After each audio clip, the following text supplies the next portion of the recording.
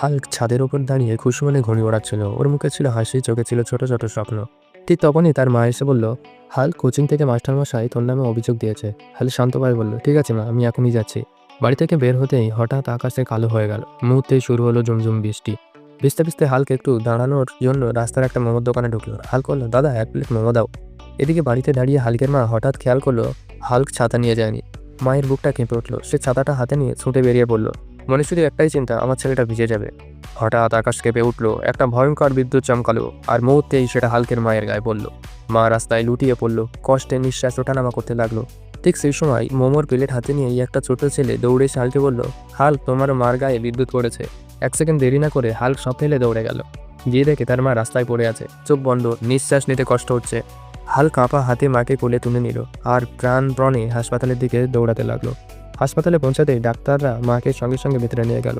কিছুক্ষণ পর ডাক্তার বেরিয়ে এসে বলল, তোমার মায়ের চোখ মারাত্মকভাবে ক্ষতিগ্রস্ত হয়েছে। হালকা এক মুহূর্তও ভাবলো না, কাঁদতে কাঁদতে বলল, ডাক্তার, আমার চোখ দুটো নিয়ে নাও, আমার মাকে দৃষ্টি ফিরিয়ে দাও। অবশেষে ডাক্তার বলল, অপারেশন সফল হলো। মায়ের চোখের বাঁধন খুলে দেওয়া হলো। মা প্রথমে বলল, আমার হাল্ক কোথায়?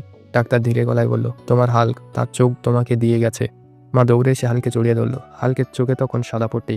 কাঁদতে কাঁদতে মা বলে, আমার হালকের দৃষ্টিশক্তি ফিরিয়ে দেওয়ার জন্য দয়া করে একটা লাইক এবং চ্যানেলটা সাবস্ক্রাইব করে দাও।